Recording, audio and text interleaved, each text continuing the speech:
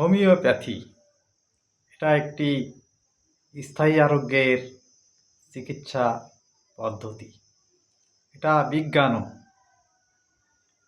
যদিও এই চিকিৎসা পদ্ধতিতে অনেক অনেক ভিডিও বা পরীক্ষা নিরীক্ষা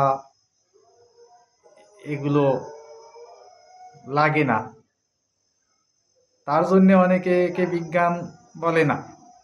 কিন্তু এই হোমিওপ্যাথি বিজ্ঞানের মূল সূত্রকে মানে, এবং আমরা যারা হোমিওপ্যাথি চিকিৎসক তারা বহু পরীক্ষা নিরীক্ষার পরেই দাঁড়িয়ে আছি। হোমিওপ্যাথির প্রতিটা ওষুধই মানুষের শরীরে পরীক্ষা নিরীক্ষা করে সৃষ্টি হয়। এই হোমিওপ্যাথি চিকিৎসার জনক মহাত্মা ডাক্তার স্যামুয়েল হ্যানিম্যান। তিনি কিন্তু একজন শ্রেষ্ঠ অ্যালোপ্যাথ ডাক্তার ছিলেন। অ্যালোপ্যাথ চিকিৎসা পদ্ধতিকে আগে অ্যালোপ্যাথ বলা হতো না। ওই হ্যানিম্যান সাহেবই ওই পুরনো চিকিৎসা পদ্ধতির নাম অ্যালোপ্যাথি দিয়ে নতুন যে চিকিৎসা পদ্ধতি তার হাতে আবিষ্কৃত হয় তার নাম দিয়েছিলেন হোমিওপ্যাথি, বা বাংলায় বলছি এটা হচ্ছে সদৃশ বিধান চিকিৎসা। এই হোমিওপ্যাথি চিকিৎসা পদ্ধতি আবিষ্কৃত হয়েছিল তার দীর্ঘ ধ্যান ধারণা চিন্তার ফলে। তিনি বারবার পুরনো পদ্ধতির ওই যে চিকিৎসা ওভাবে রোগীকে স্থায়ী কোনো আরোগ্য দিতে পারছিলেন না। তিনি বারবার লক্ষ্য করেছিলেন ওষুধের স্থূল মাত্রায় ব্যবহারের ক্ষতিকর দিক। প্রথমে তার হাতে সিনকোনা গাছের ছাল থেকে ওষুধ আবিষ্কৃত হয়। ওষুধের নাম ছিল সিনকোনা বা চায়না। এভাবে আজ পর্যন্ত 4000-এর উপরে হোমিওপ্যাথি ওষুধের আবিষ্কার হয়েছে।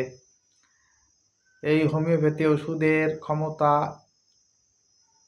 খুবই স্থায়ী এবং হোমিওপ্যাথি নিজেকে এখানেই অন্য প্যাথির থেকে স্বতন্ত্র এবং অগ্রসর অবস্থানে তার আসন নিয়েছে।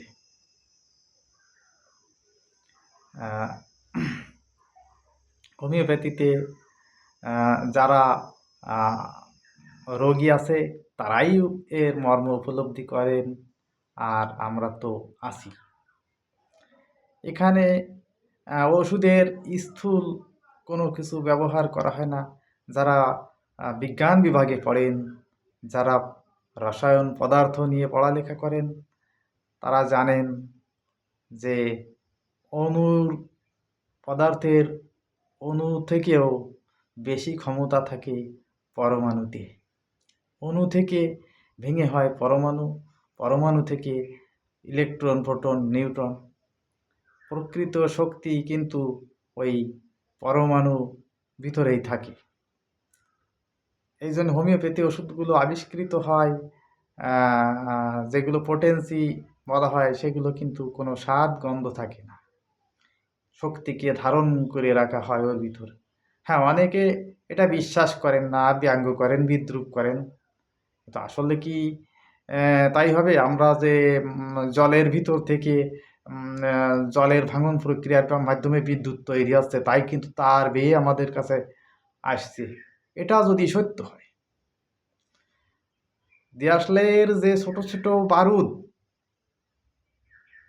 ছোট ছোট টুকরো থেকে ঘর্ষণের ফলে শক্তি উৎপন্ন হয়ে মহা আগুনে রূপান্তরিত হয়, ওই আগুন দিয়ে অনেক কিছু পুড়িয়ে ছারখার হতে পারে।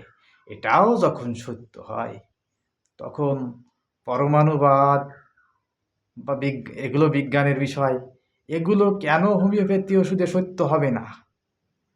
এই হোমিওপ্যাথির প্রতি আসলে যারা বিশ্বাসী না, আসলে তারা বিশ্বাসী না, তারা বেশি বেশি ভিতরে বিশ্বাস করেন কিন্তু ওই দুর্বল, হোমিওপ্যাথির কাছে দুর্বল হয়ে হোমিওপ্যাথির নামে অপপ্রচার প্রোপাগান্ডা এগুলো ছড়াতে থাকে অন্য প্যাথির লোকজন।